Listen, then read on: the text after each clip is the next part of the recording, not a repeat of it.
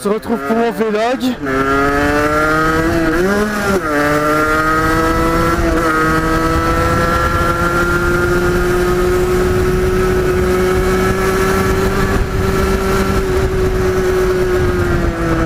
Donc, ouais, je me présente à vous. Moi c'est Avi2D. Autrement dit, Avi2D David, c'est pas très dur à compliquer. Enfin, c'est pas très compliqué à comprendre, je suppose. Donc voilà, pour l'instant je suis un apprenti et j'ai 16 ans, je travaille dans la mécanique automobile et motomobile. J'habite à Batis qui se trouve à côté de Liège, à plus ou moins 25 km je dirais. Et donc voilà, ici ce surtout aujourd'hui c'est pour parler de ma chaîne. Donc voilà, qu'est-ce que j'ai à vous dire dessus. Donc voilà, moi j'ai voulu commencer à faire des vidéos. Pourquoi? Tout simplement pour vous partager ma passion, déjà, premier point. Et deuxième point, parce que je trouvais ça marrant et cool de voir d'autres personnes qui roulaient en moto. Et je trouvais ça bien et sympa de voir ce que eux faisaient et découvrir de nouveaux paysages. Donc moi, à travers ma chaîne YouTube, j'espère vous faire découvrir de nouveaux paysages, si je peux dire ça comme ça, des balades, etc., des rencontres avec des autres personnes qui aimeraient ma chaîne ou quoi.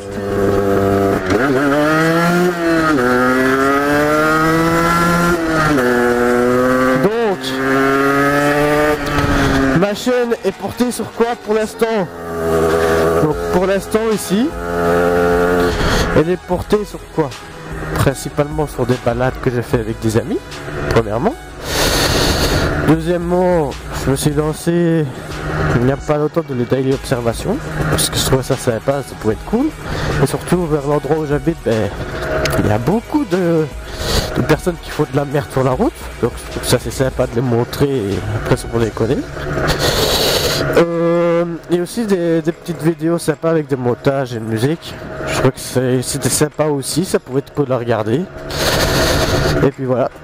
Donc ici récemment, ouais, il y a une semaine ou deux, j'ai eu envie de me lancer dans le vlog comme ça. Juste par simple plaisir. Et donc voilà. Donc c'est pour ça qu'aujourd'hui qu'on se retrouve. Donc on m'avait posé quelques questions. Une des premières questions qu'on m'avait posées c'est: pourquoi une 50? Ben pourquoi une 50? Voyez-vous, moi j'habite en Belgique. Et en Belgique le permis est à partir de 16 ans pour les 50 cm3. Donc ce qui fait que je n'ai pas eu beaucoup le choix de permis à 16 ans quoi. Si j'aurais pu avoir une 125 à 16 ans, enfin, j'ai entendu parler que ça passerait en été qu'on pourrait avoir une 125 à 16 ans.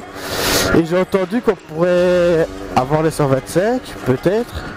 Et donc dans ce cas-là, si on peut avoir une 125, ce que je vais prendre c'est une Yamaha YZF 125. Voilà la photo juste là. Et donc, voilà. Donc si en été ça passe, vous pouvez être sûr de me voir avec la 125, mais qu'est-ce que deviendra la bêta? Ben, la bêta tout simplement je vais garder et je vais faire du cross avec, je suppose. Mais sauf que là ici je peux plus montrer, je peux pas faire de vidéo de cross. Pourquoi? Parce que tout simplement j'ai un pot en passage bas. Et les pots en passage bas c'est casse-couille parce que la simple bosse, avec la simple bosse qui est là devant moi, si je la prends, le pot, il y a une bosse dessus et ça j'ai pas envie quoi, parce que c'est un Technigas que j'ai acheté quoi il y a 2-3 jours, il est en parfait état, et si je garde en parfait état comme ça, je vais pouvoir le vendre le 3/4 de son prix en été si ça passe en 125, comme ça je pourrais acheter un pot passage haut pour faire du cross avec cette moto là et passer avec des routes de cross aussi. Et donc voilà. Donc pourquoi avoir commencé la moto? Tout simplement, premièrement, dans ma famille, de père en fils, on est motards. C'est comme ça depuis mon grand-père. Mon grand-père avait une Honda, je crois, si je ne me trompe pas. Et mon père a la Suzuki K9 actuellement. Et donc voilà. Donc moi je me suis dit, autant suivre comme la famille fait. Et donc je me suis acheté une petite 50 bien sympa. Comment est-ce qu'il m'est venu ce choix de marque pour la bêta? Ben, tout simplement au début je me disais, pourquoi pas prendre une moto de route comme mon grand-père et mon père. Et puis après je m'ai parlé à mon cousin qui a 50 ans et qui est aussi un motard de longue date, ça doit faire bien 30 ans qu'il roule en moto. Et il m'a dit, écoute David, si tu prends une grosse moto de route comme ça alors que tu n'es pas habitué à rouler en circulation, oui parce que moi j'ai roulé avant en circulation avec des petites motos de cross sur des prairies. Donc pour moi la moto ce n'était pas une découverte, donc les vitesses et tout le bordel ça s'est passé et tout, ça c'est aucun problème, j'ai roulé avec beaucoup de cylindrée. Et donc il m'a dit prends plutôt une petite moto de cross, une derby ou une connerie de ce style. Et bien après comme je sais bien que les derby il y en a partout, je me suis dit non, moi je vais pas faire comme tout le monde, je vais pas prendre une derby, je vais prendre une moto qui se démarque des autres et qu'il n'y en a pas beaucoup. J'ai regardé au début je voulais une Suzuki comme la moto de mon père. Et puis après je vois qu'il en faut qu'en cross. Et la Suzuki, elle m'intéressait pas trop, c'était un style qui me convenait pas du tout. Donc j'ai regardé. Et puis après j'ai trouvé quoi? Un truc italien, bêta. Je me dis c'est quoi ça? Bêta. Je regarde et puis après je vois des motos super belles et tout, je me dis ah voilà, c'est celle-là qu'il me faut. Donc voilà comment j'ai choisi la bêta. Dit Tata Bêta. Et oui c'est ça le petit surnom parce que moi je lui ai donné un petit surnom avec mes potes, c'est Tata Bêta. Et voilà. Donc voilà. Je me suis présenté. J'ai présenté ma moto. Qu'est-ce que je peux bien vous dire de plus?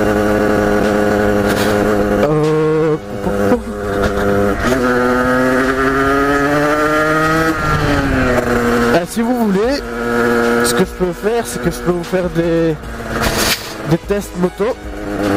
Comme il n'y a pas longtemps, j'ai acquis une Sherco HDR.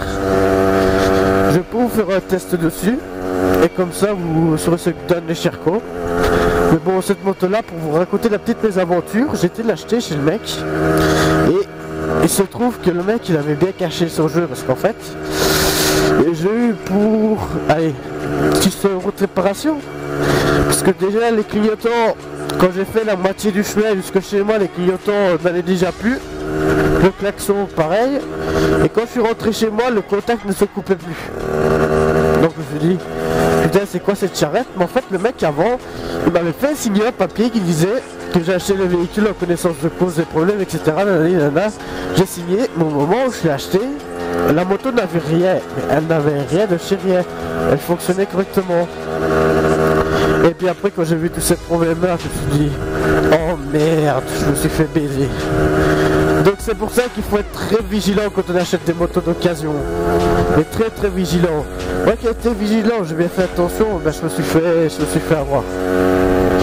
Donc quand vous achetez une moto d'occasion, faites quand même attention. Dans les grosses cylindrées, je ne sais pas si c'est comme ça. Mais si vous achetez une 50 d'occasion, faites attention à pas vous faire avoir comme moi. Parce que ça c'est vraiment casse-couille. Et puis voilà.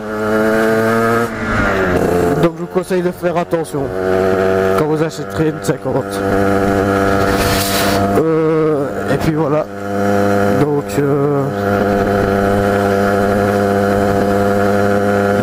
voilà. Et ben dis tout. Bon, à part ça, arrêtez un peu de faire les coups. Donc voilà. Oh la croix de Chardeux, on va aller voir ce qu'il y a là-bas. Enfin, on va essayer de monter. Et je ne sais pas si ça va passer avec des pneus comme ça, mais on va essayer. Parce que je pense qu'il n'a pas plu, mais je suis pas sûr. Hein. Oh, moi j'aime bien parler avec l'accent belge une fois. Mais oui, c'est comme ça. Mais de toute façon, l'accent belge c'est tout le temps. Je veux plutôt dire le faire ressortir, si vous voyez ce que je veux dire. Et ben, merde alors, c'est fermé.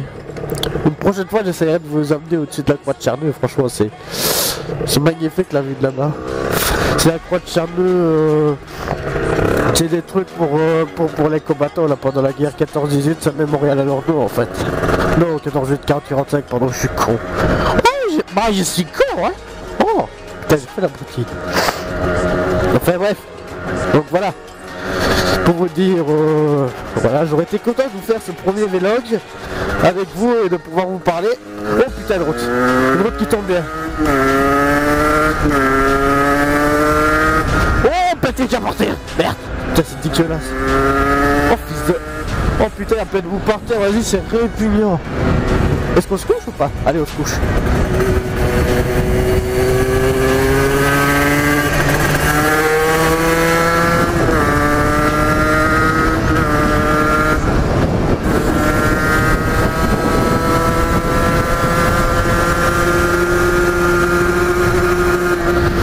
Donc voilà, le dernier point que je voulais aborder avec vous avant que je vous quitte, ce dimanche-ci, ce dimanche 2 mars, j'organise un petit rassemblement avec un maire bike vidéo.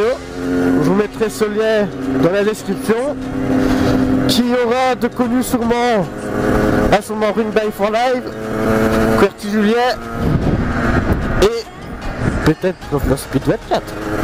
Mais bon, ça, ce n'est pas sûr, ça il faut voir du côté de notre cher ami Run Bike for Life. Et donc voilà. Donc j'ai été content de vous parler. J'espère vous refaire un vlog bientôt. Et si vous avez aussi, si vous habitez dans la région de Liège et que vous avez des motos que vous aimeriez bien que vous me laisseriez tester, n'hésitez pas à me contacter sur la page Avis2D. Je serai content de venir passer une journée chez vous et de faire votre rencontre à la fois et de tester votre moto et pouvoir donner mes impressions dessus. Et vous pourriez essayer ma petite Tata Beta, comme je dirais si bien, en parallèle bien sûr. Voilà. Donc j'espère vous croiser bientôt sur la route.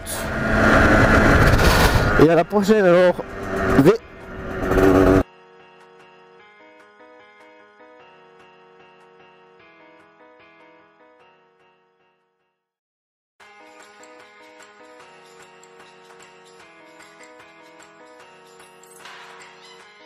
Nous allons aborder un point que Gabi XP m'a conseillé de faire. Donc voici.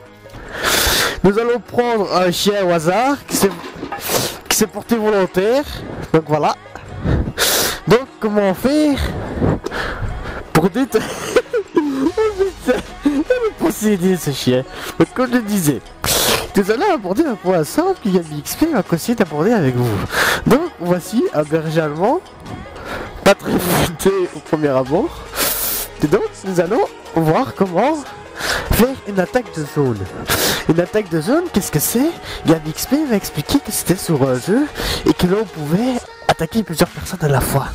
Donc nous allons essayer. Donc ce qui est requis, c'est un chien pas très intelligent. J'en ai un, c'est pas très dur à trouver. Et vous devez le faire tournoyer sur lui-même. Donc vous tirez la balle, vous excitez le chien, voilà, comme ça, voilà, pour qu'il tienne bien. Et bien après, qu'est-ce que vous faites? Vous tournez autour de vous-même comme ça. Et hop. Et le berger allemand va venir s'attaquer encore plus sur vous. Il va essayer de vous attraper, mais en fait, donc il va rager. Voilà. Regardez. Voilà. Donc c'était la technique à Gabi XP. Merci de me l'avoir montré. Et puis voilà. Il m'a aussi conseillé un truc. De détourner l'attention du chien. Il m'a dit qu'elle allait devenir comme fou, qu'elle allait faire une danse bizarre, une danse de troll, qu'il m'a dit. Donc voilà, on va essayer. Ah ouais, effectivement, c'est une danse de troll bizarre, ça. C'est... Est-ce que ça serait un rituel mythique? Eh mon troll! Eh mon troll! Eh mon troll! Donc si vous voulez voir le troll qui m'a conseillé cette technique avec les chiens, vous pouvez aller visiter la chaîne à Gabi XP et lui voir faire ses conneries en moto comme moi. Voilà, salut.